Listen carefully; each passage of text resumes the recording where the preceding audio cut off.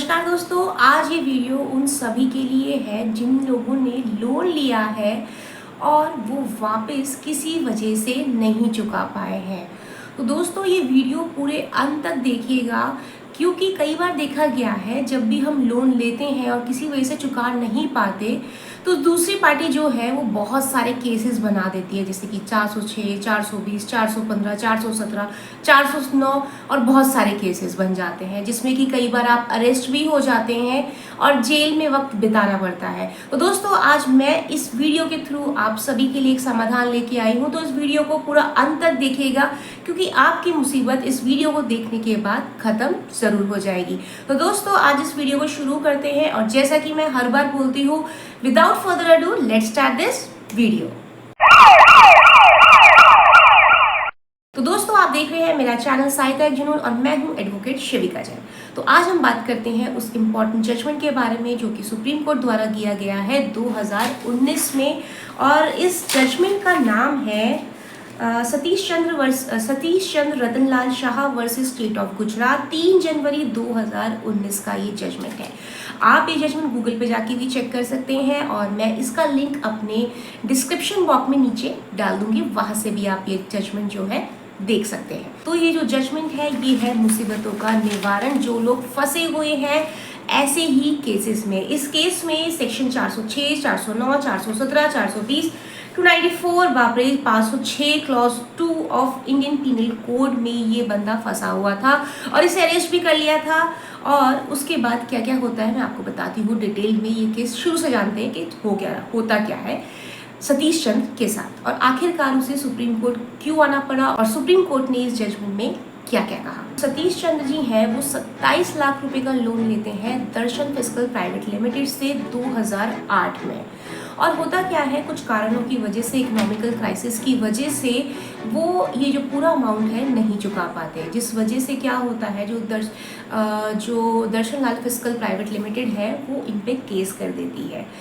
वो इन पे जो केस है 2012 में केस करती है, जिसपे कि वो इन पे क्रिमिनल केस डालती है, जो कि मैंने आपको प्रीवियसली धारा बताई थी 403, 406, 409, 417, 420, 294B, 506, 2 आईपीसी के तहत ये जो है इन पे चार्जेस फ्रेम हो जाते हैं और ये अरेस्ट भी हो जाते हैं, जिस वजह से इनको बेल भी लेनी पड़ती है। और जो ये जो चार्जेस फ्रेम हुए होते हैं इससे तंग आके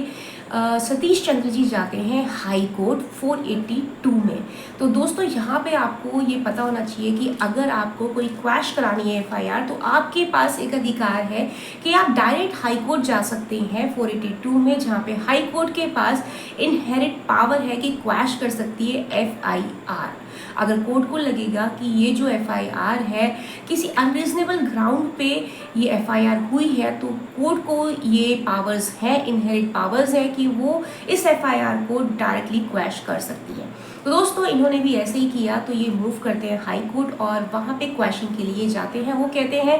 कि एक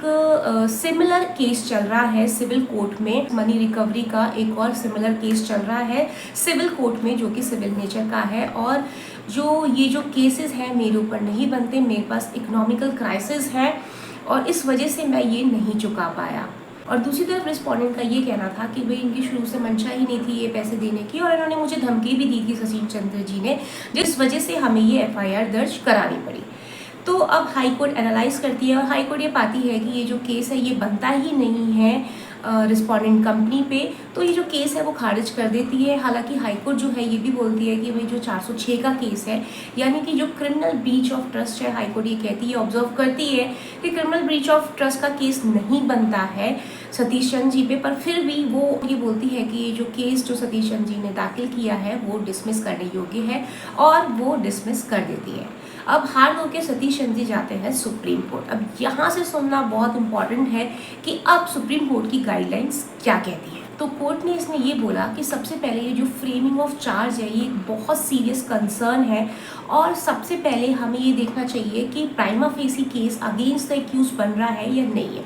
क्योंकि इसमें जो लिबर्टी है एक्यूज की वो खो जाती है जब फ्रेम हो जाते हैं चार्जेस। तो ये एक बहुत बड़ा कंसर्न है। जब भी हम फ्रेमिंग ऑफ चार्जेस करते हैं एक्यूज के खिलाफ, हमें कुछ चीज़ें बहुत सोच के चलनी चाहिए। कोर्ट ने ये कहा कि ये चीज़ एडमिटेड है कि इकोनॉमिकल क्राइसिस की वजह से जो सतीश चंद्र जी हैं वो मुश्किल में आ गए, जिस वजह से वो ये पूरा अमाउंट चुका नहीं पाए। और कोर्ट ने ये भी बोला कि ये भी एडमिटेड है कि ये जो कंपनी है, रिस्पोंडेंट कंपनी है, वो सतीश चंद्र जी को पहले से ही जानती थी, वो प्रीवियसली भी इन्हें लोन ग्रांट कर चुकी थी, जो कि वो पूरा चुका चुके थे। तो यहाँ पे देखने वाली बात ये थी कि जो इंटेंशन थी वो फ्रॉड वाली नहीं थी, यानी कि जो सतीश चंद्र जी थे उनकी इंटेंशन थी, क्योंकि वो इकोनॉमिकल क्राइसिस में ट्रैप्ड हो गए थे, इस वजह से वो ये जो लोन का अमाउंट है वो नहीं चुका पाए थे।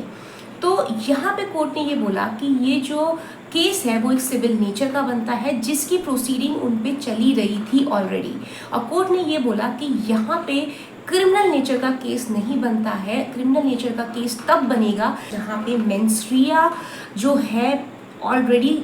शामिल हो, जहाँ पे इंटेंशन हो एक्यूज की कि भाई मुझे ये पैसे नहीं चुकाने हैं, ये अगर आप साबित कर पाए। पर यहाँ पे केस को देखते हुए जो फैक्ट्स है उसके केस को देखते हुए ये पूरा समझ में आ रहा था कि जो इंटेंशन थी सतीश चंद्र जी की वो पूरी देने की थी, क्योंकि वो इकोनॉमिकल क्राइसिस की वजह से, फाइनेंशियल कंस्ट्रेंट की वजह से वो ये पैसे नहीं चुका पाए थे। तो कोर्ट ने ये बोला कि ये जो एफआईआर है वो कैश करने योग्य है, और जो ये जो लॉ मेकर्स हैं इन्होंने सिर्फ वो एक्ट्स क्रिमिनलाइज किए हैं, उन्होंने वो एक्ट्स अलाउ किए हैं कि जहाँ पे मंशा सामने वाले की डिसऑनेस्ट हो, फ्रॉडुलेंट हो, डिसेप्टिव हो, वो जो ऐसे जो केसेस होंगे वो क्रिमिनलाइज होंगे, ना कि जहाँ पे इंटेंशन देने की थी बट वो किसी कारणवश फंस गया है, वो नहीं दे पा रहा है।